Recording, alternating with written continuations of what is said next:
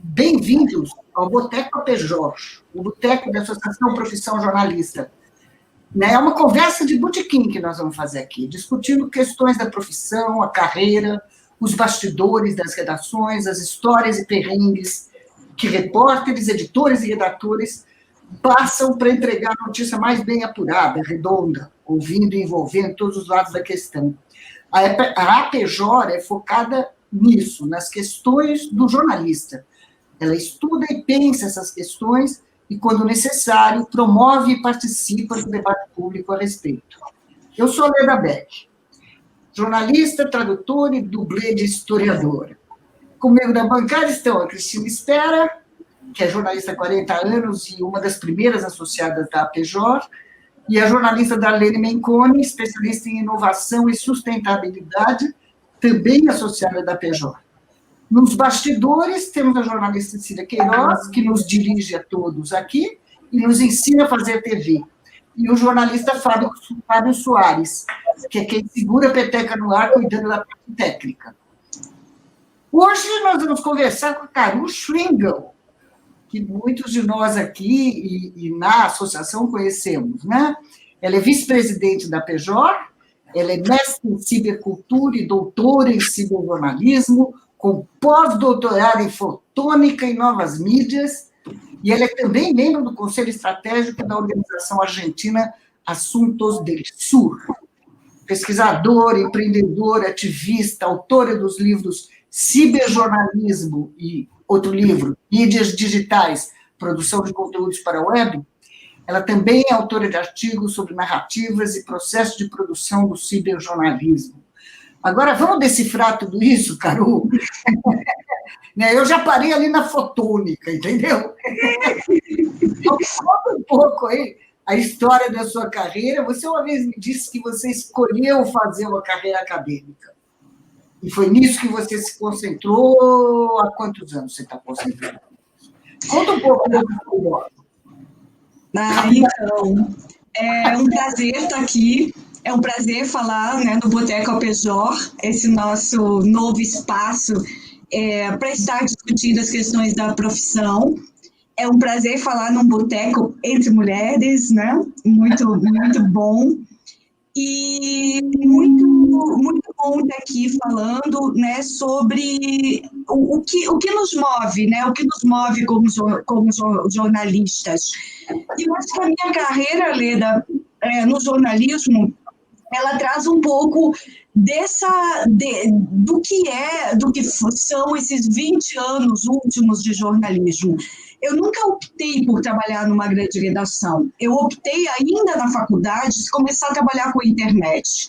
E ao trabalhar com a internet, montei a minha empresa e comecei a desenvolver produtos e serviços jornalísticos para a internet. Que nesse momento, naquele momento, como agora, né, ao se perguntar, que é uma das questões que a gente faz na APJOR, né, o que é fazer jornalismo, o que significa fazer jornalismo numa sociedade democrática e quais são as atribuições, quais são as questões dos jornalistas, né?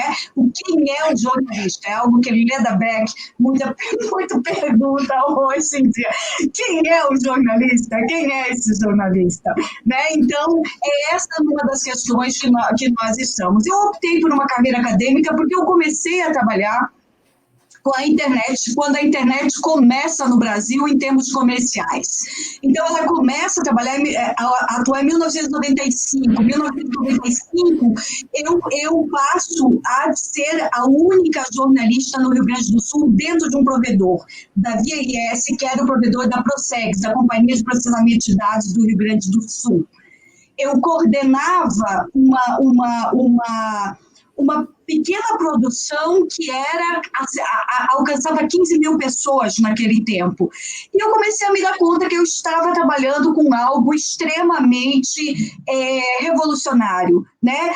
Em termos de comunicação. É um meio de comunicação, a internet é uma ambiência comunicacional, é um meio de comunicação, é um veículo, é o quê? Né? Então, a gente tentava compreender ali, naquele momento. Eu fiquei fascinada ao ver o Museu do Louvre, foi a primeira coisa que eu vi na internet. Eu disse assim, gente, por que eles deixam isso tudo disponível para todo mundo? Olha que incrível. Aí depois eu queria fazer, eu pensei, eu me dei conta que eu estava no ponto ESE, né, no executável, eu só fazia. Eu disse, cara, eu estou trabalhando com uma coisa tão fantástica, eu quero estudar sobre isso. E eu descobri que no Brasil, o local que estudava isso naquele tempo era a Bahia. O programa de pós-graduação em Comunicação e Cultura Contemporâneas da Bahia tinha 2 pessoas ali que publicavam muito e deixavam tudo disponível na internet. Hoje é inconcebível, né, que a gente não deixe, os acadêmicos não deixem seus trabalhos disponíveis, mas naquele tempo não era assim, né? Naquele tempo, a gente, para ter acesso aos artigos, a gente tinha que ir visitar as bibliotecas, ir nos encontros, trocar, etc. Era algo, né? Então, gente, eu olhei, olha, essa pessoa deixa tudo disponível aqui, e fui à Bahia para trabalhar com o professor André Lemos, que desenvolveu a sua tese de doutorado. Ele é uma pessoa da engenharia, desenvolveu sua tese de doutorado na França. Em Paris, teve Pierre Levy na sua banca, foi orientando de Michel Monfessoli, né? Então, tivemos essas discussões muito, muito fortes lá. E aí, no primeiro mês que eu estava no mestrado, eu já comecei a dar aula também na UFBA, através de uma capacitação em ensino superior, e por aí então, deixei a minha empresa, eu tinha uma empresa já em Porto Alegre, deixei a minha empresa em Porto Alegre, montei uma empresa em Salvador, porque eu não conseguia ficar só no meio acadêmico, né? Eu tinha que estar sempre desenvolvendo alguma coisa. Desenvolvemos conteúdos para o programa de inclusão digital da Secretaria de Ciência, Tecnologia e Inovação do Estado da Bahia, né? Então, fizemos uma série para o próprio POSCOM. O POSCOM foi meu cliente depois, né? E aí eu acabei engatando um doutorado e também dando aula em muitas faculdades, né, particulares, e na própria UFBA durante um período. E encaminhei esse processo, acabei fazendo também o doutorado, trabalhando com a ideia, daí sim, ó, mexendo, e até tá meu nome acadêmico e tudo. É uma questão, né? Daí trabalhei na minha tese, que transformei a parte teórica da tese, trabalhando com processo de produção em ciberjornalismo. Então, já delimitando o que é essa área, esse campo do ciberjornalismo, e também o processo de produção, que é como eu compreendo fazer jornalístico, e algo que nós discutimos na PJ. A minha visão para o jornalismo, né, Leda, que a gente sempre fala, é uma visão de processo de produção. Se nós temos processo de produção, nós temos jornalismo e, claro, informação do interesse público. É isso. Como é que isso... Deixa eu apontar um pouquinho isso. Você está definindo o jornalismo como basicamente um processo de produção, é isso? Nós temos algumas teorias, né, dentro da... Oi? Você acabou de dizer isso. O jornalismo é um processo de produção. Se temos um processo de produção, temos jornalismo. Exato, para mim é essa a minha compreensão. Isso vem de uma das teorias do jornalismo que no Brasil se faz presente através do The Intercept. O The Intercept é um veículo que mostra como faz. Esse mostrar como faz é explicitar o seu processo de produção. Então tem uma porque o processo de produção do jornalismo, nós que temos 40 anos de carreira, nós vivemos, esse processo sempre existiu, sempre houve um processo de produção. O que talvez você veja como uma diferença importante é que hoje, como o Intercept faz, o processo é aberto. O leitor tem acesso à produção da notícia, não apenas à notícia final. É isso que você quer dizer ou entendi mal? Eu acho que é um pouco distinto dessa compreensão. O processo de produção de jornalismo é processo de produção desde que jornalismo é jornalismo. O processo de produção é apuração, produção propriamente dita. No caso do ciberjornalismo, essa produção eu sistematizei na minha tese isso, né? Essa produção é o quê?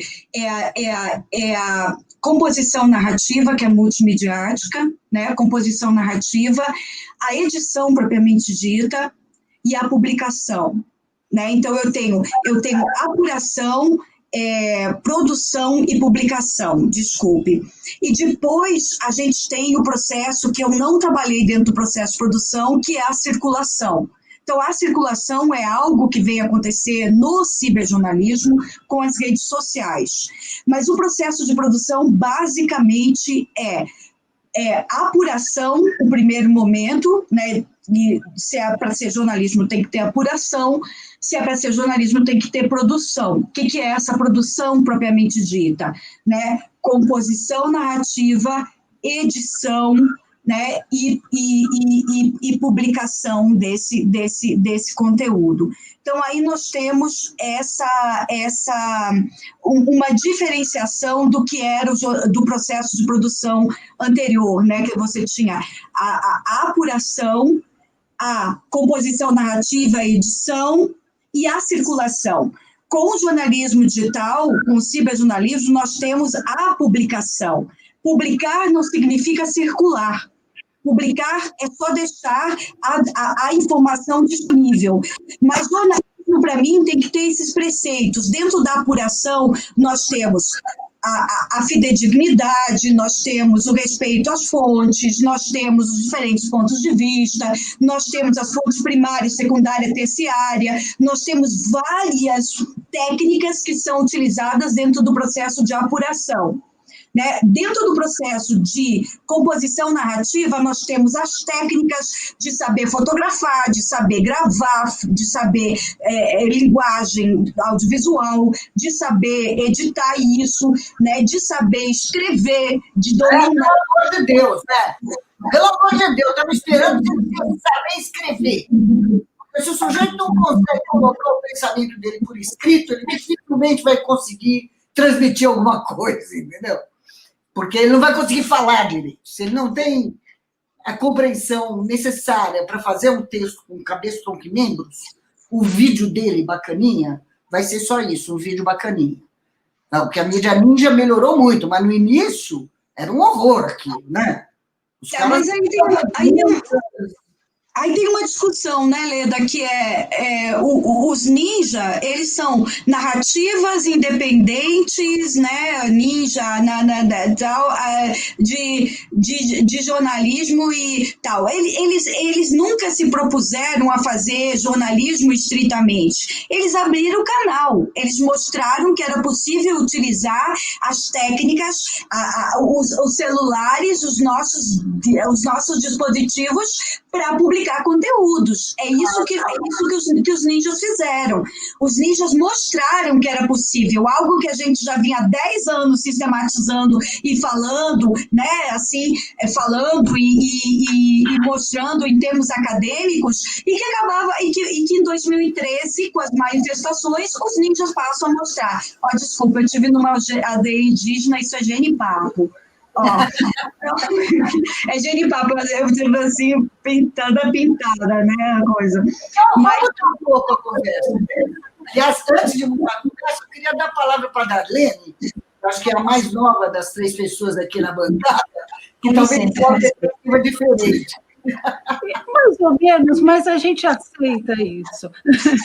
Carol, como é que você ser uma jornalista que fala de tecnologia e de índios? Você é uma mulher jornalista, fala de coisas avançadas, cibercultura.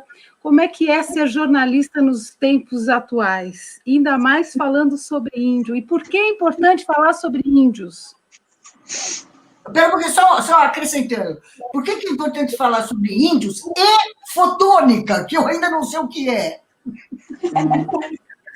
E eu posso fazer uma pergunta que é anterior a essa, que talvez você consiga juntar tudo. quando você começou a explicar o que é o processo de produção do jornalismo, me veio à cabeça uma pergunta. Você acha que no Brasil já houve a profissão jornalista, sabendo como é a nossa história da imprensa? Quer dizer, a maior parte dos jornalistas não teve uma formação de jornalistas, né? A não ser recentemente, dos anos 60, 70 para frente. Né? A maior parte deles tinha uma relação com o dono do jornal que era quase orgânica, né? Era como se eles fossem uma extensão do Júlio Mesquita, se eles fossem uma extensão do Assis Chateaubriand. Né? Uma relação um pouquinho mais profissional, por incrível que pareça, talvez tenha surgido com a televisão, a partir da Rede Globo. Então, eu queria saber se dá para a gente dizer que a profissão jornalista já foi configurada como tal, como a gente sabe que existe na Europa ou nos Estados Unidos, e aqui no Brasil, ou mesmo em alguns países da América Latina. E, a partir daí, como que você encaixa na questão da sua relação com os indígenas, enfim, com a pergunta da Darlene e da Leda. Indígenas e fotônica, por favor. E fotônica. A importância da fotônica para o jornalismo, vai. Então, vocês me interrompem na hora que vocês quiserem. Esse é um boteco, viu? Eu vou começar, então, pela Cris, porque eu acho mais fácil.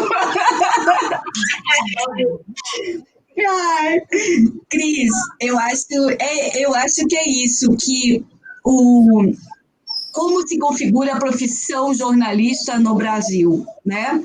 Nós temos aí uma perspectiva de funcionários, né? Essa era uma das coisas que eu queria ter desenvolvido antes de entrar na fotônica, né, Leda? De ter desenvolvido de pós-doc, pensando, né? Assim, há jornalistas independentes no Brasil, jornalistas que você tem uma referência do trabalho dessas pessoas, né? E que você tem um posicionamento claro dessas pessoas, saber quem são essas pessoas e quem elas estão publicando uma responsabilidade ética profissional independente desses jornalistas. Então, eu tinha, assim, quem são os jornalistas no Brasil, né, de onde veio os veículos de comunicação, os veículos jornalísticos e esses jornalistas editores que trabalharam e que trabalham e que são os responsáveis pela informação que chega cotidianamente, todos os dias, para as pessoas como tal. Então, quem é essa pessoa que acaba assumindo um posicionamento editorial sem contestação, sabe? Sem assim, ou contestando, né? Então, contestando, mas se adaptando aos preceitos editoriais do veículo e do dono do veículo, né? Do poder econômico. Os organismos internacionais têm muito claro que o jornalismo no Brasil não é um jornalismo que é independente. Ele é um jornalismo que ele tem sua dependência do poder político e econômico, principalmente do poder econômico. Então, quando o jornalista no Brasil ele é considerado um profissional liberal ou ele é considerado um funcionário de uma empresa de comunicação? Então, eu acho que temos muitos jornalistas que são funcionários. E isso, para mim, é uma grande questão que merece ser estudada e que eu acho que nós, na PJOR, temos um olhar crítico para isso e que podemos avançar nessa problemática. Justamente por quê? Porque o jornalista no Brasil não precisava ganhar, né, Cris?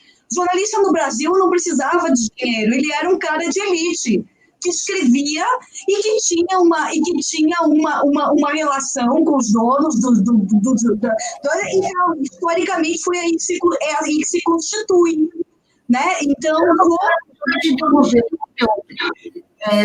jornalista no Brasil precisava ganhar, sim.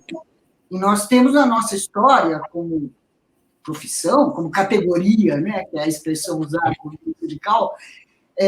Nós temos a história de várias campanhas salariais, que nós vencemos muitas, temos uma greve que ocorreu, 2 greves, uma nos anos 60, pena que o Fred não está aqui, porque ele contaria essa história com o pé na Mas, ponta. Ida, eu estou falando de antes dos anos 60 aqui.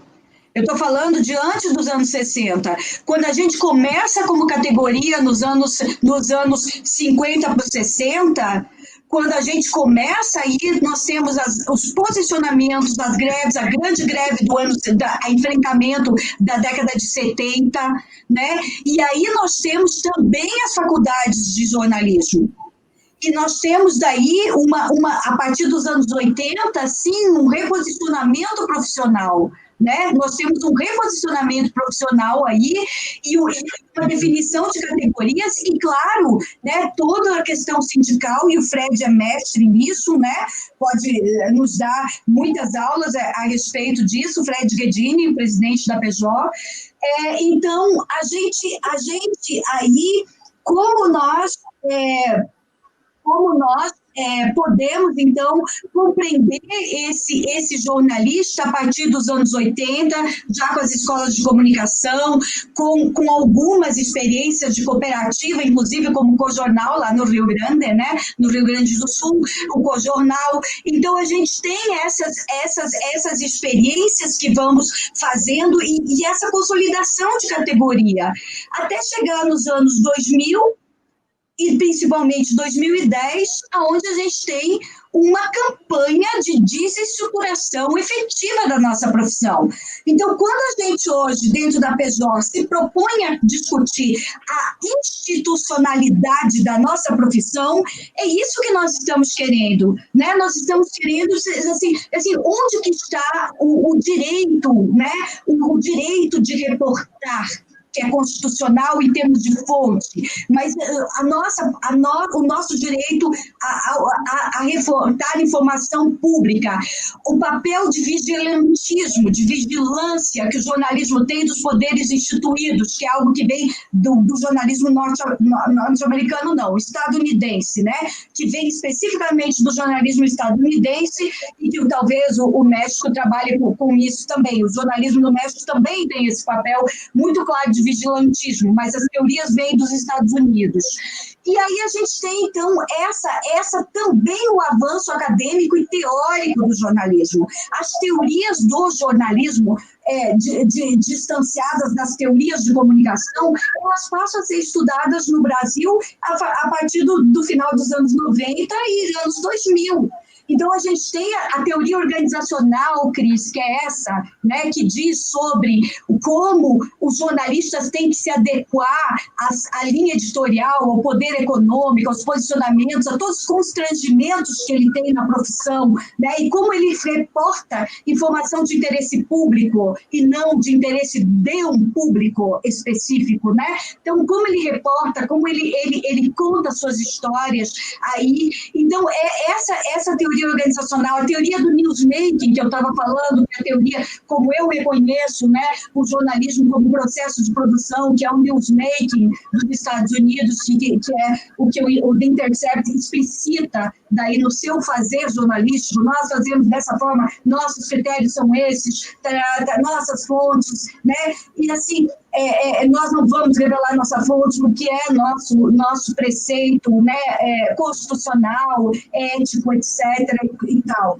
Então, eu acho que fazer jornalismo é conhecer, né, essa história, ser crítico com relação a essa história e, claro, como que novas atribuições o digital traz. Né? Primeiro o processo de digitalização das redações, depois o processo de virtualização com a internet. Então, quando nós temos as redações virtuais, essa possibilidade da gente estar publicando, fazendo narrativas multimediáticas, né? Publicando e tendo todo mundo, né?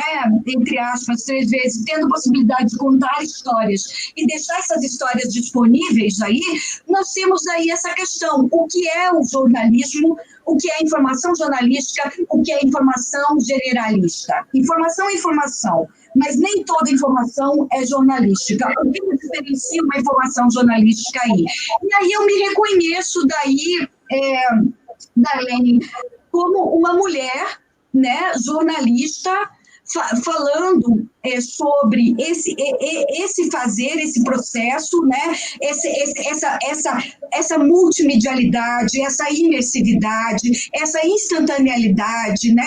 Esse processo de produção que vem a partir das características do jornalismo digital, né? Nós temos aí a própria uso de mecanismos automatizados para a composição narrativa, né? Então nós temos que dominar uma série de coisas para contar uma boa história, para trazer essas informações no ciberjornalismo, né? Que a gente, usando a palavra ciber, já está delimitando um campo semântico, e é essa a ideia. Nós estamos dentro do ciberespaço, nós estamos dentro da cibercultura, nós temos uma compreensão do que é esse ciber. Não é só o digital, é o ciber. Então, isso você tem vai delimitando conceitualmente, né? Então, quando eu falo sobre esse ciber, eu estou falando sobre a interconexão, o contar histórias multimediáticas de uma forma imagética, de uma forma imersiva, tal, e não tem nada melhor do que a cultura indígena para explicar isso, sabe? Não tem nada melhor do que a compreensão, né, de como a aldeia, né, do McLuhan, né, a aldeia digital, né, essa aldeia, essa interconexão, essa nosfera do Teilhard de Chardin, essa interconexão de tudo, né, que a cultura indígena traz, e que a cultura indígena traz. Eu tenho um preceito de que o futuro será indígena ou não será. Ou a gente tem uma respeitabilidade pela sustentabilidade, pelo cuidado, pela natureza, pela forma como a vida dos valores das culturas indígenas, das culturas nativas, né, dos povos nativos, dos povos originários desse país e dessa América do Sul e dessas Américas. Se a gente não tiver um respeito, uma integração, um reconhecimento disso e uma integração disso em termos tecnológicos, a gente está muito difícil de dar continuidade em termos de cultura mesmo, né? A propósito disso, alguém aqui teve a oportunidade de assistir ontem, acho que eu até postei no Facebook, o discurso de posse do vice-presidente eleito da Bolívia? Nossa, fabuloso, é exatamente disso que ele está falando, dessa necessidade de integrar diferentes povos, diferentes gêneros, diferentes tudo, né? E ele cita um provérbio indígena de lá, que é o seguinte: o condor só consegue voar se a asa direita estiver perfeitamente alinhada com a asa esquerda, senão ele não sai do lugar, entendeu? Foi muito bonito. Vai ver na minha página no Facebook, eu postei. Mas você ia chegar você já explicou o seu interesse pelos indígenas? Você ia chegar na fotônica em algum momento? Não? Então, mas ainda na questão indígena, eu senti um chamado, assim, né? Porque dentro da minha raiz familiar, eu tenho alemã, italiana e indígena. Então, eu fui buscar minhas raízes familiares e todo mundo sabia sobre a raiz alemã, né, germânica, tal, italiana mais ainda, né, tem registro, tal, tudo. E a indígena não tinha. Cadê? Né? Cadê essa raiz brasileira, essa raiz originária, né? E por que nós nos voltamos tanto para essa exterioridade, né? E não para a nossa integração com essa terra, né? com esses valores nossos desse... Quando se diz que São Paulo é terra indígena, eu estou de acordo. Mas se Brasil é dos povos originários, eu estou de acordo. E quando a gente tem um presidente como esse que está aí, que vem contra tudo a essas questões, eu acho muito mais importante estar nessa atuação, né, desde uma perspectiva ativista, né, e de uma formação. Eu tive uma formação de estudo pública desde o jardim de infância até o doutorado. É o mínimo que eu posso retornar para a sociedade em termos do conhecimento que eu adquiri através dela. Fotônica, né? fotônica, pelo amor de Deus. Vamos tirar isso da frente para poder avançar, vai. Fotônica. O que foi fotônica? Como eu disse, meu orientador, né, e essa questão pensando na tecnologia, eu fiz engenharia, eu fiz 2 anos de engenharia. Eu tenho esse interesse como funciona, né? Como funciona.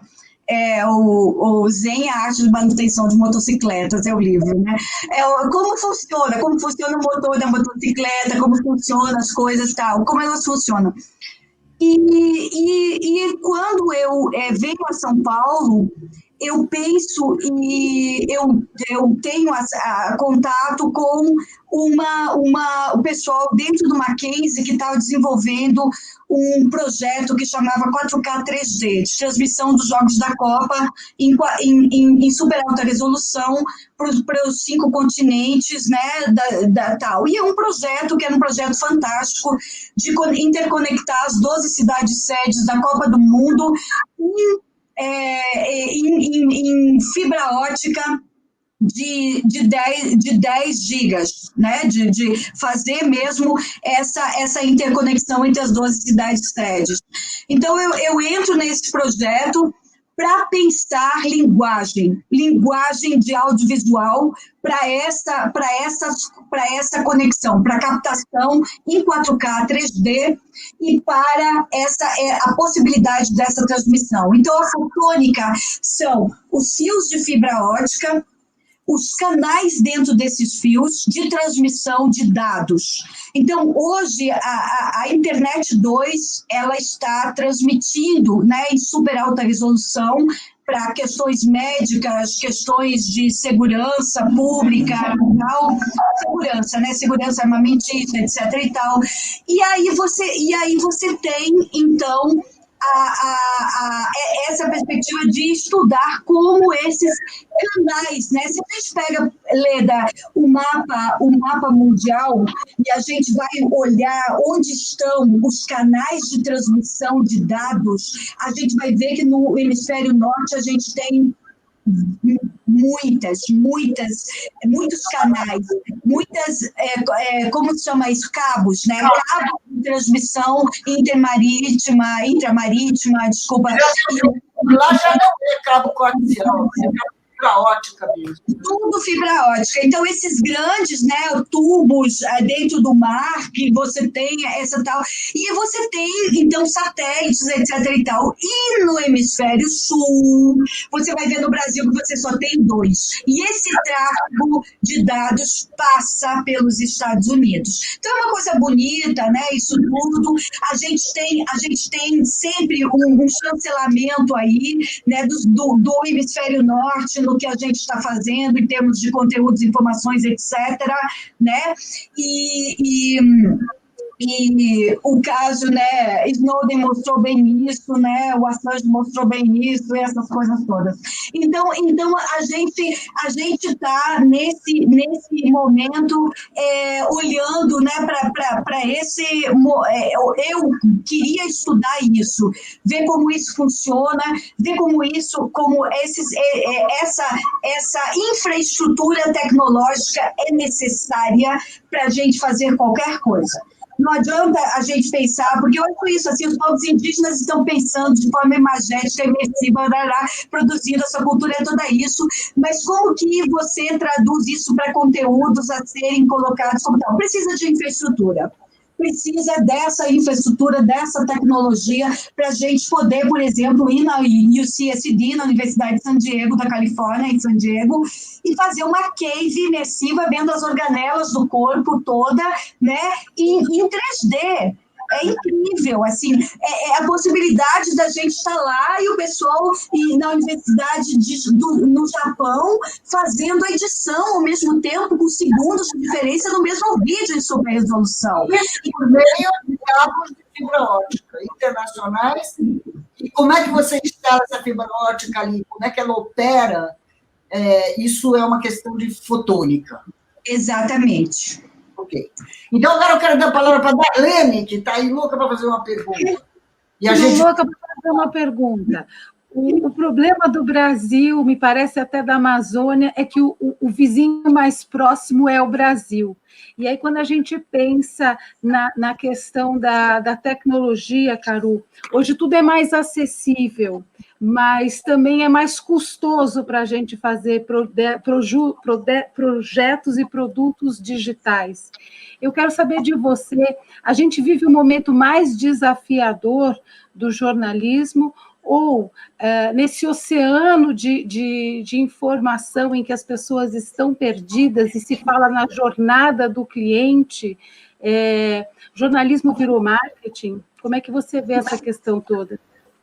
Muito boa. A princípio, Darlene, eu era muito otimista com as tecnologias digitais. Né? Nós éramos era sempre dividida, né, entre os integrados, os apocalípticos integrados, os otimistas, os pessimistas, né? Então, assim, eu sempre fui, tanto por isso até que eu fui estudar na Bahia, porque a gente tinha uma visão de que da sociologia do cotidiano, é isso que a gente vive, é essa sociedade que a gente está. E como que a gente vai desenvolver a partir daí. Tendo clareza, é claro, né, que você tem um interesse econômico, né, que o pessoal chama a superestrutura, né, sempre ela tem essa definição. Então, tendo essa clareza, mas a gente acreditava nesses movimentos subjacentes que vai trazendo outras possibilidades de atuar. E eu acho que todos esses movimentos de colaboração, de cooperativismo, de sustentabilidade, o próprio movimento ambientalista, eles trazem esses outros valores que são valores, né, que como tal. Então, hoje, para a gente desenvolver algo, precisamos sim de processos tecnológicos, conhecimentos de como produzir conteúdos para isso. Mas aí teve um determinado momento, né? Eu começo a estudar os movimentos colaborativos lá eu nem se chamava de colaborativo. Eu cheguei numa ideia lá em 2000. De 2000 a 2002, eu fiz a pesquisa da minha dissertação, onde eu trabalhava com equipes de desenvolvimento que estavam dentro de empresas. Eu dizia, tem a questão hierárquica, são equipes, e grupos de desenvolvimento que estavam fora de empresa, e que tem a questão do que eu cheguei no trabalho cooperativo, eu chamei, nem chamava de colaboração. Depois veio o conceito de colaboração, né, e essa coisa toda. Naquele momento, quando a gente falava em termos de colaboração, tínhamos a possibilidade, então, de compreender estou te ajudando. Por que as pessoas desenvolviam tecnologias na internet? Para possibilitar, né, a economia da dádiva, que se diz, possibilitar que o outro, né, tenha acesso, que o outro possa desenvolver, etc, etc. Quando vêm as redes sociais, sabe? Quando vem as redes sociais, eu acho que muda. Eu acho que aí nós temos uma perspectiva de mudança, quando altera com as redes sociais. As redes sociais possibilitam efetivamente qualquer vivente, qualquer pessoa que tenha acesso, publique conteúdos na internet. Era uma oportunidade que a gente dizia... Esse é o problema. Agora me lembrou o Humberto Eco, dizendo que a internet deu um megafone para o idiota da aldeia, entendeu? Então, e hoje você tem megafones gigantescos que são patrocinados por bilionários, que são orientados por marqueteiros, e eu só estou tentando voltar para a pergunta da Arlene, que é muito importante, né? Jornalismo virou marketing.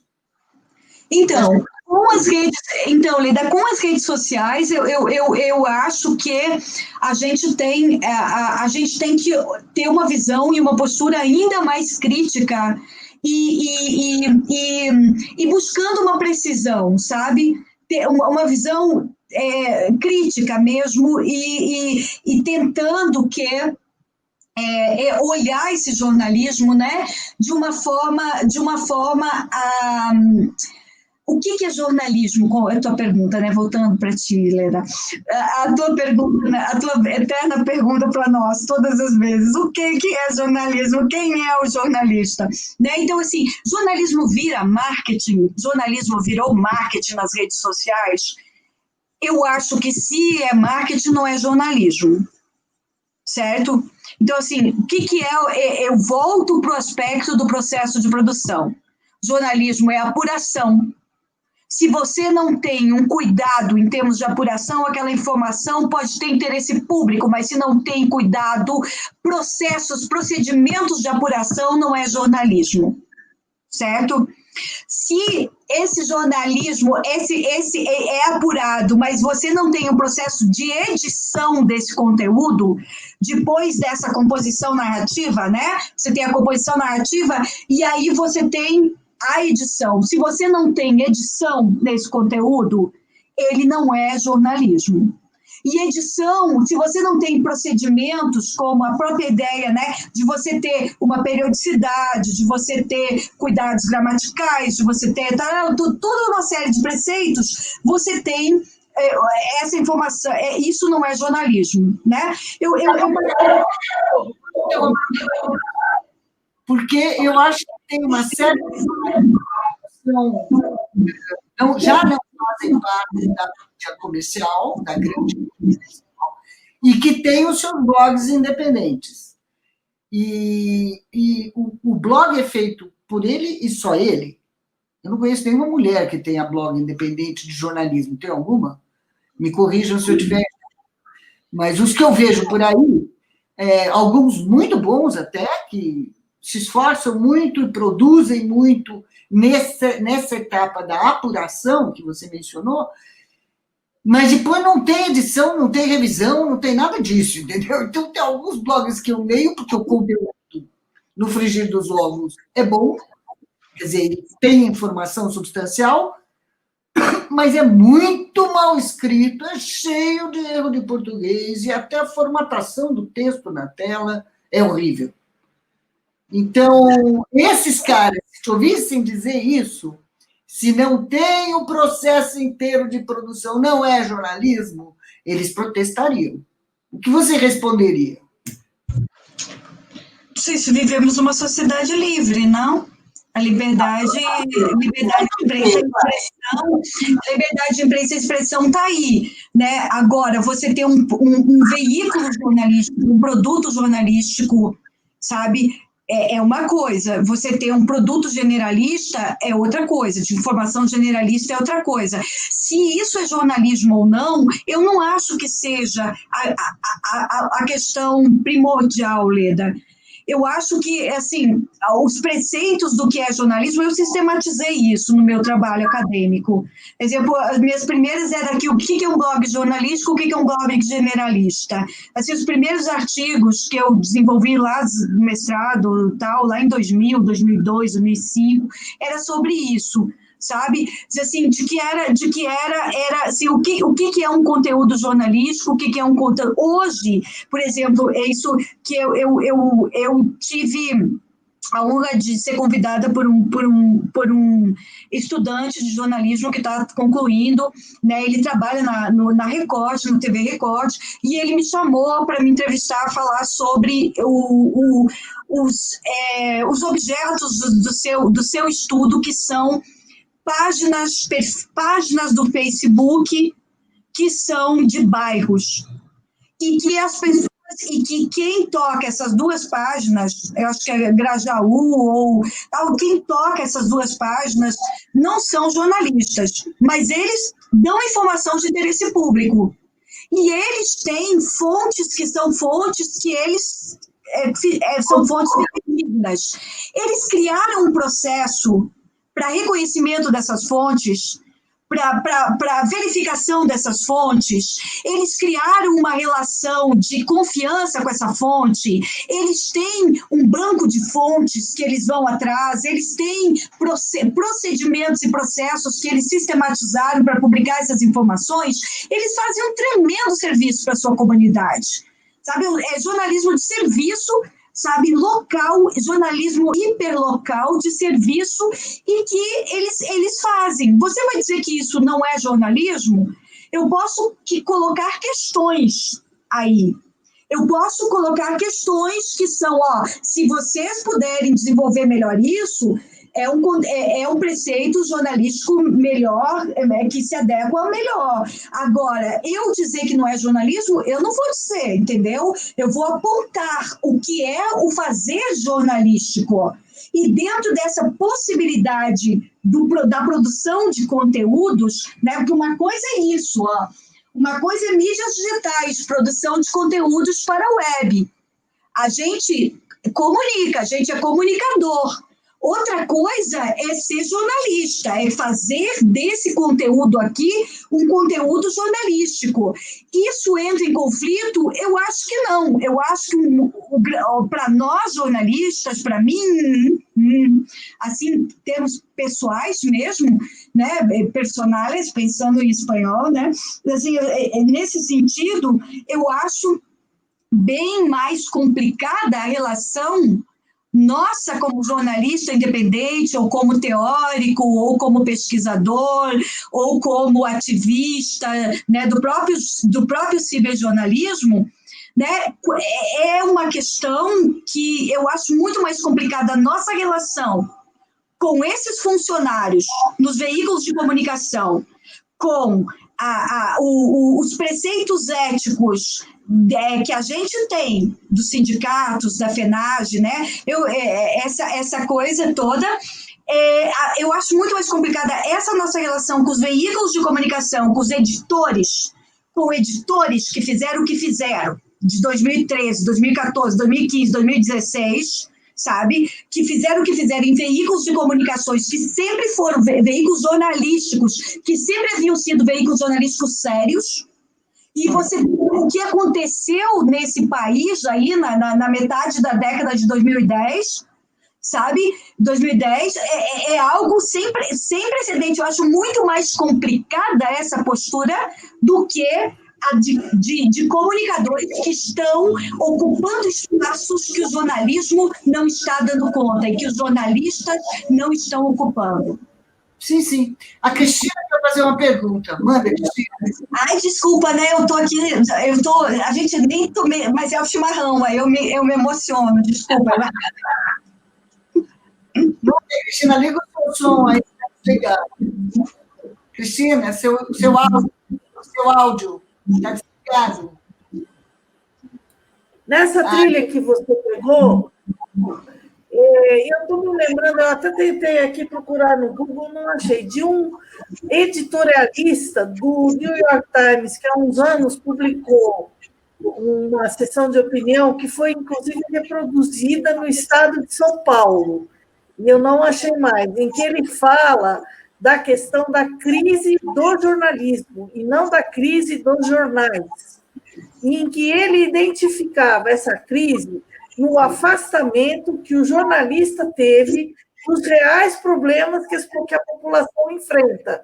Deles terem, mesmo usando todos os preceitos rigorosíssimos que esses jornais adotam para fazer cobertura jornalística, eles usarem um enfoque que fez o leitor sentir que essa notícia não tinha mais nada a ver com ele, que esse veículo não tinha mais nada de importante a dizer para ele, né?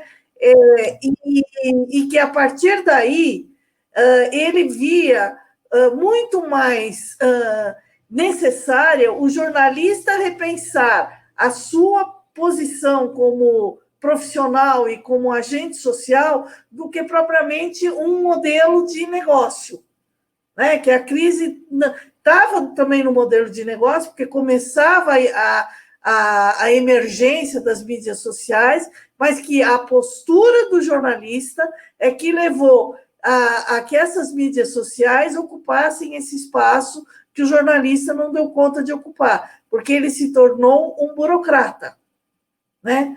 E, nesse sentido, eu vejo essa mesma atitude no Brasil, não só a partir de 2010, mas a partir até do governo FHC, em que a adesão a coisas tão, por exemplo, todo mundo sabia que ele comprou a reeleição.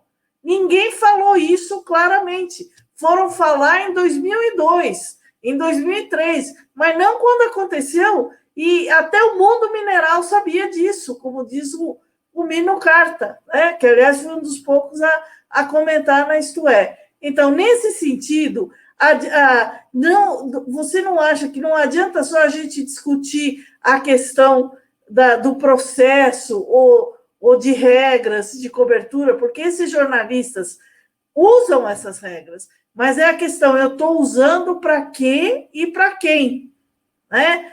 E porque algum desses jornais, inclusive o New York Times, se tornou, de novo, um pouco...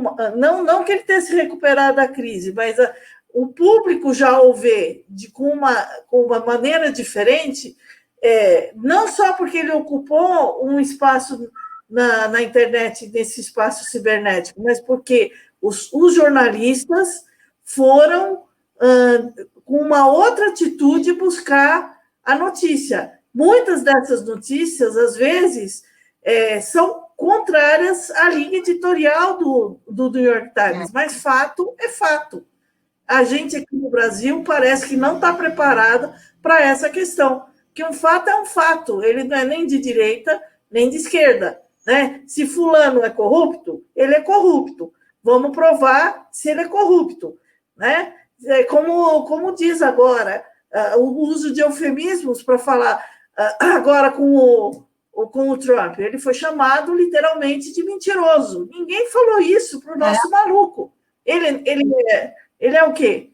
E quem vai assumir a conta, né, o passivo dessa ausência de crítica é o jornalista, não só o veículo. Então, o que você acha disso? É perfeito, Cris. Só concordo com absolutamente toda a sua percepção, análise, né, dessa... E eu acho que é exatamente o que acabou acontecendo. Esses espaços deixados nas mídias digitais é o espaço que o jornalista não assumiu. E quando o jornalista não trabalha com fatos jornalísticos, né, acontecimento, que tem um acontecimento, e o que desse acontecimento é um fato jornalístico. O que é fato jornalístico? Tem critérios de noticiabilidade, tem editores no Brasil que sequer trabalham com critérios de noticiabilidade, tem clareza, por exemplo, dos 30 possíveis critérios de noticiabilidade para uma determinada... Ou define os seus critérios, ok, tem uma linha editorial, define seus critérios de noticiabilidade. E aí dá essa informação, né? Então, assim, quando o jornalista, né, quem é que dizia isso, né, no Mino Carta, não sei, não lembro, mas dizia, o que é o papel do jornalista? Eu estou comendo, está chovendo, não está chovendo, está chovendo, não está chovendo. O jornalista vai lá, abre a janela e vê se está chovendo, e diz se está chovendo ou não, sabe? É isso, sabe? Você teve, por exemplo, na questão do Collor, nas eleições do Collor, por exemplo, os jornalistas tinham acesso a dossiês feitos e não publicaram, sabe? Para não entrar na questão políticas mais atuais, sabe? Você tem... o fato está ali, você reporta isso, sabe? Você coloca em questão, e aí você vem, quando você fala, por exemplo, eu acho ultrajante falar fake news. Fake news é ultrajante, é mentira. Sabe? Você está falando verdade, você está falando mentira. Não tem fake news. Fake news é esse preceito de desmerecimento do papel social do jornalismo. Sabe? E assim, é um paradoxo em si mesmo, né? Porque se é falso, não é jornalismo, não é notícia. Exato. Notícia falsa. É uma contradição. Não é possível. Não é news, né? Não é news, não existe o news aí, não existe notícia do news. É simplesmente mentira. E mentira é mentira desde que mundo é mundo, sabe? Então, essa questão, o jornalismo trabalha com a verdade. O que é verdade? É o fato. O fato é mais do que o acontecido, né? Quando a gente tem o fato jornalístico, você tem preceitos de definição, o que é um fato jornalístico, sabe? Então, é isso que está dentro do que eu chamo, Leda, de compreensão do processo de produção. O processo de produção, ele traz essas técnicas todas, ele traz o saber jornalístico todo, mas quando a gente vive num país que os presidentes do Supremo Tribunal Federal diz que jornalismo merecer a gastronomia, que é maravilhosa, né? Mas você desconsidera os preceitos da profissão, sabe? O conhecimento, sabe? São as teorias, sabe? As nossas teorias vêm sistematizadas de uma prática e elas são feitas para facilitar a prática, sabe? Para delimitar e facilitar essa prática. E assim, pouca gente, assim, muitos editores não conhecem teorias do jornalismo. Conhece alguma teoria da comunicação, e ainda vão falar, só falam em McLuhan, né, que virou moda depois dos anos 1995, daí com a internet. Não é possível, cara. Eu estudei McLuhan na FAAP, que foi um dos primeiros cursos de jornalismo aqui, nos anos 70. McLuhan era ponta, era topo de linha em matéria de teoria da comunicação, e a gente estudava. Mas eu vou te interromper, vou mudar de assunto completamente. Mas Leda, desculpa, não, o McLuhan teve toda uma projeção nos anos 70. 80 e 90 ele foi colocado na prateleira, ele foi desconsiderado, e aí ele volta nos anos 2000, final dos anos 90, anos 2000, com a internet. Entendi. Foi isso. Mas eu quero exigir que nós fizemos para esse programa. Então, eu vou chamar uma vinheta, pelo menos uma, temos 4. E, em seguida, eu vou dar a palavra para a Darlene, que tem uma pergunta, tá?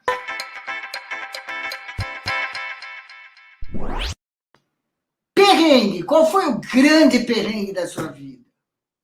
Profissional e acadêmica. Conta um caos. Opa! Não vai dar para contar. Opa! Então, né, alguns perrengues, assim, deixa eu ver, talvez esse próprio do processo da pesquisa do pós-doc, né, assim, um caos. Ai, eu não estava preparada para contar causos. momentos difíceis da vida, assim. Mas, assim, quando eu decido, eu vou contar isso, assim, quando eu percebo que eu estou no ponto ESE e que eu decido ir para a Bahia, eu estava com a minha vida estruturada, né, no Rio Grande do Sul. E aí eu decido ir para a Bahia, eu desfaço a minha empresa, eu desfaço a minha empresa, eu desfaço as vinculações de trabalho, eu entrego meu apartamento, eu devolvo meu irmão para minha mãe, né? Devolvo meu ex-companheiro para a mãe dele, né? E aí eu vou para a Bahia. Chego na Bahia. E aí eu primeiro eu vou para o Ceará, depois chego na Bahia, desço de mochila do Ceará para a Bahia. Chego na Bahia, descubro que eu estava no dia para fazer a tal da inscrição para poder fazer os estudos lá. Mas não tinha pego o processo de seleção, né? Então eu fiquei aquele ano estudando como aluna especial. Aí eu volto para o Rio Grande do Sul, faço processo de seleção, ainda não lembro se eu tinha o resultado da seleção ou não, e eu volto para o Rio Grande do Sul e aí me dei uma oferta profissional, assim, de aquela coisa, sabe, de coordenar uma equipe de desenvolvimento multimídia numa grande empresa que era tal, de jornalismo, tudo que alguém podia sonhar naquele tempo. Aí eu decido voltar para a Bahia com R$40 na conta, porque eu queria fazer um mestrado, porque eu queria estudar, porque eu queria estar desenvolvendo a coisa, e eu volto, né, para seguir. Quando eu digo assim, eu decidi seguir uma carreira acadêmica, foi aí, eu decidi, eu vou produzir conteúdos eu vou coordenar uma equipe de desenvolvimento, vou desenvolver coisas, né, que era o que me motivava, né, me instigava ali. Ou eu vou pensar, eu vou estudar isso, vou terminar em termos de conhecimento. Aí eu disse, cara, eu volto para a Bahia sem a menor ideia de como ia sobreviver, mas quem é que não quer? Quem é que não quer voltar para a Bahia, ir para a Bahia, ficar na Bahia? O de São Paulo precisa de mais 10 anos para eu contar. Vamos deixar a Darlene fazer a pergunta que ela queria fazer. Caru, está chegando a época do vestibular. Está chegando a época do vestibular. Eu lembro que quando me perguntavam por que fazer jornalismo, eu sempre respondia com Gabriel Garcia Marques, falando que é a melhor profissão do mundo. O jornalismo continua sendo a melhor profissão do mundo, e o que você diria para um jovem que agora vai prestar vestibular, se ele deve ou não fazer jornalismo? Enquanto ela pensa, eu vou acrescentar mais uma. Também se dizia que o jornalismo é uma cachaça. Você começa a tomar e não consegue parar, entendeu? Deu tempo de pensar numa resposta?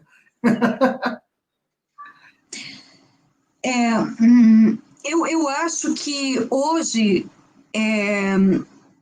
fazer jornalismo, fazer comunicação, ser um comunicador, não necessariamente uma pessoa precisa fazer jornalismo para ser um comunicador. Mudou muito essa perspectiva. E como diz a gente, esse jovem ele vai publicar, ele vai reportar, ele vai fazer, independente das escolas de jornalismo deixarem ou não deixarem.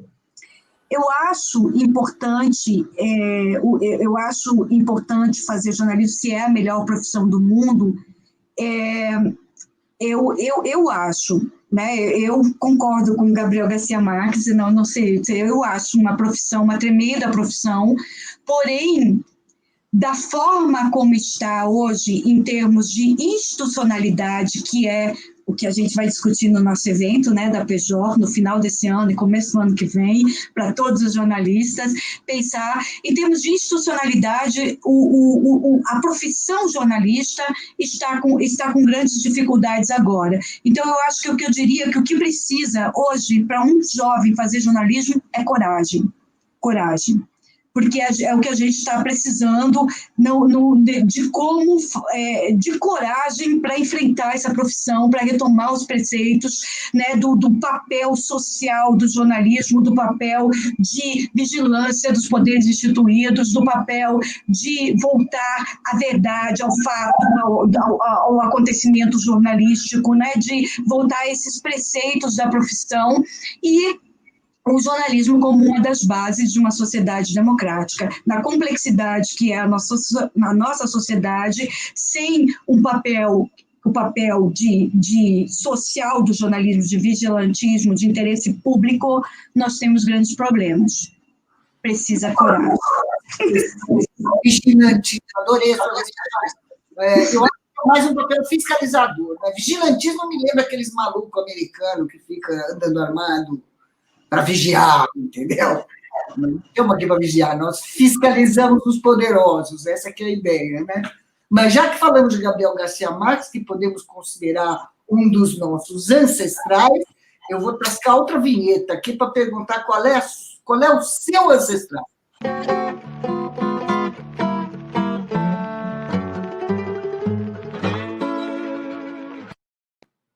Quero falar um pouquinho de ela tem 3 retratos ali. O João do Rio, o Luiz Gama e uma criatura que eu conheci agora, esqueci o primeiro nome dela, acho que é Beatriz. Brandão é o sobrenome. Foi a primeira repórter brasileira e era gaúcha, era lá da sua terra, você conhece? Eu sei.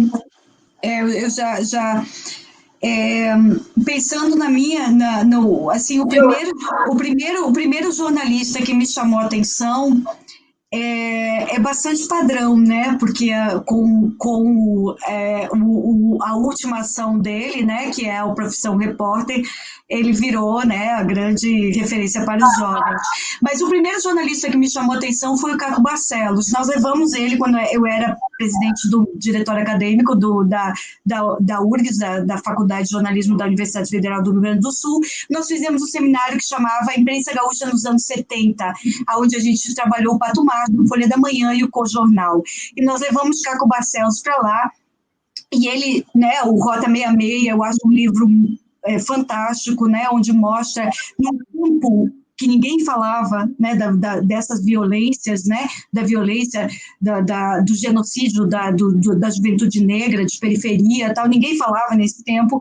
O Caco Barcelos faz o Rota 66, tem que sair do Brasil, assim, mas ele é um cara que vem de um bairro periférico de Porto Alegre, né, não tão periféricos assim, mas um bairro periférico, de uma classe social que não era a classe social de uma sociedade média-alta, de onde vinha todos os jornalistas, a grande maioria dos jornalistas daquela época, e ele vem dali e ele usa o fato, por exemplo, de ser taxista para fazer suas grandes reportagens e contar, foi a primeira reportagem dele, contar sobre como os taxistas, né, burlavam o taxímetro, por exemplo. E aí ele traz essa visão que eu acho, Cris, daí voltando para a tua pergunta de antes, eu acho que o grande problema é que as nossas redações, elas são muito homogêneas, né? Elas vêm de uma classe social, elas são majoritariamente brancas, etc., e tal. Então, quando vem daí, você tem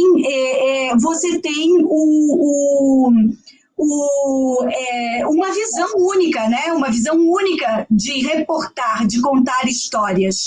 E eu acho que o Caco Barcelos, ele leva para a imprensa gaúcha, né, de onde eu venho, ele leva para a imprensa gaúcha essa outra visão, essa visão periférica, essa visão do cidadão comum, como conta a história para esse cidadão, né, como tal. Então, que o jornalismo alternativo, né, hoje o jornalismo alternativo, os comunicadores alternativos, a mídia alternativa traz essa visão, que é uma visão que não é o público-alvo da classe A e B de paulistana, por exemplo, né? Que o jornalista conta a história para esse público-alvo. E a busca de outros públicos-alvos, a busca de outras estruturas narrativas, outras visões, outros pontos de vista. Eu acho que o Caco Barcelos traz isso, e ele trouxe muito isso para mim, assim, foi a minha primeira referência jornalística. Uma outra perspectiva, né? Eu nem acho que o público da periferia, o público-alvo do público da periferia não lê jornal, quando começou a escrever dessa maneira, né? Mas era uma outra perspectiva, era meio apresentando a classe média e alta e os ricos mesmo que lê jornal, uma outra parte da realidade que eles ignoram solenemente, né? Então, ele teve esse condão, ele trouxe essa conversa para a mesa dos bons restaurantes, digamos assim. Nós temos mais uma vinhetinha bacana aí, não temos? Fábio? Temos os Píncaros da Glória.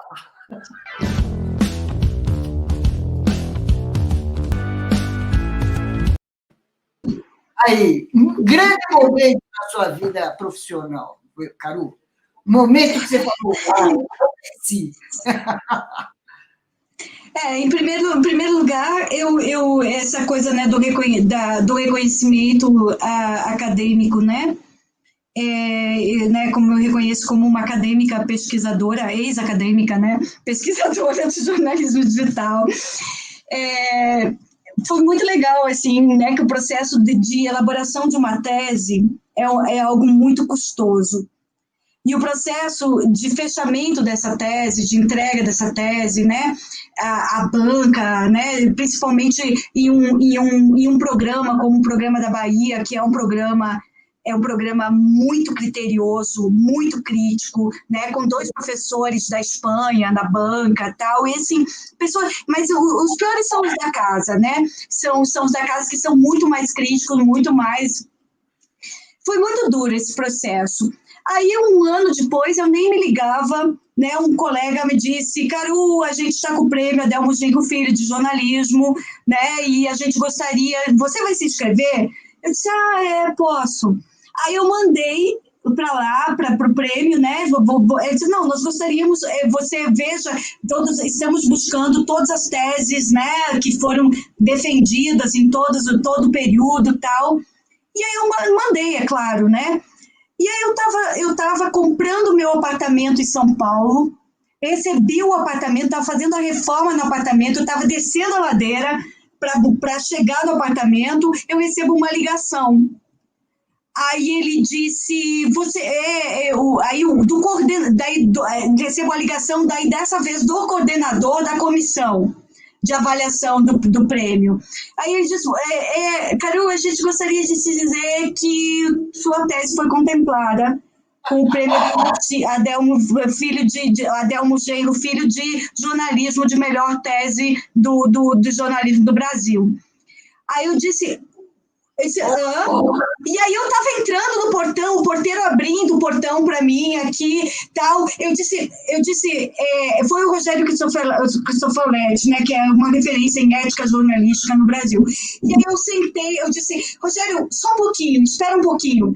Aí eu me sentei assim na cadeira de plástico da entrada assim e disse, diz de novo. Aí eu disse, que maravilha! Esse foi um bom momento. Tá bom, Cristina, Alene? Não, secou a fonte aí? Caru, o que você quer fazer? Qual é o teu grande sonho? O que falta você realizar? Essa vai ser Católica já foi, índia já foi.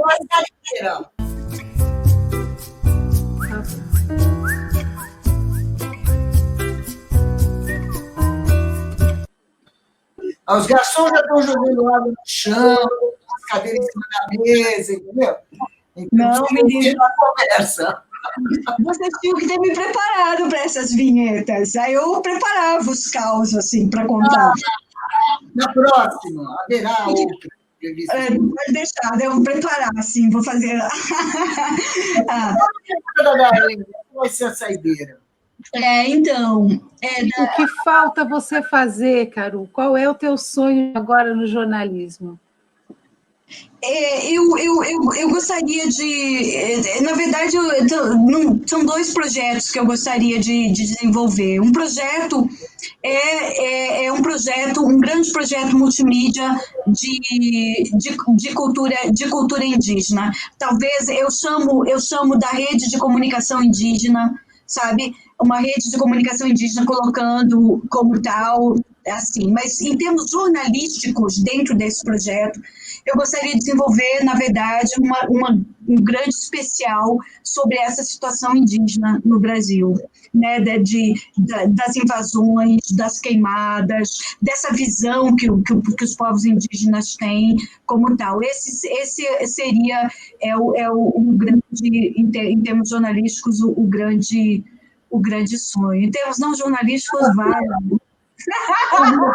Foi um grande prazer. E como o Caru e eu falamos demais, a Cristina e a Dalene foram discretíssimas, mas nós duas falamos demais. Então, nós estouramos todos os horários aqui, entendeu? Vamos precisar encerrar o programa. Muito bom. Eu gostei muito. E muito obrigada, Dalene, Cristina, Cecília e Fábio, que estão aí nos bastidores. Não sei se tem mais alguém nos bastidores, acho que não. Mas foi um puta prazer. E finalmente conseguimos fazer essa entrevista, hein, Caru? Pô, que sufoco. Mas, ó, pessoal... O Fred está entre nós também. O Fred está aqui também? Acho que não. O Fred está. Então, muito obrigado, Fred Guedini, pela sua presença, só que você não mandou nenhuma pergunta, né? Então, vamos encerrar. Foi muito bom. Muito bem, Caru, parabéns. Ótima entrevista. Muito bom. Obrigada, Fred. Muito bom você estar aqui agora, né? E eu quero dizer que para mim é uma grande honra assim, ter recebido esse convite do Fred para estar participando da Associação Profissão Jornalista, né, do que a gente fez durante esse período, né, e de compor com ele, né, integrar nesse último ano quase 2 anos, essa chapa, aonde ele é nosso presidente, né, de ser sua nossa vice-presidente aí, e tentarmos desenvolver um trabalho, né, de uma visão como tal,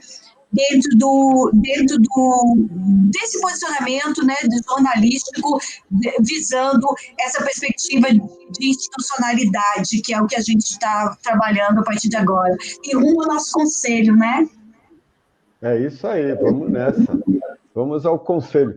Viu? Eu estou mandando de presente para você também, Caro, a fala do vice-presidente lá da Bolívia, que é fantástica, é muito... resume todo um pensamento dos últimos 2000 anos. Pouca coisa, né?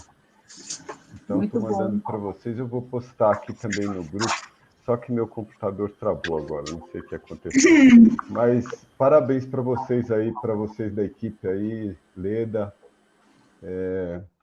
Cecília, Darlene, todo mundo que está aí, Cris, né? O Fábio, que está lá na técnica, né? Viabilizando o programa. É uma equipe maravilhosa. Vamos fazer muitos botecos aí pela frente. Parabéns, gente. Maior prazer estar aqui com vocês. Muito obrigada, viu? Beijo, beijo. Chimarrão. Uma honra.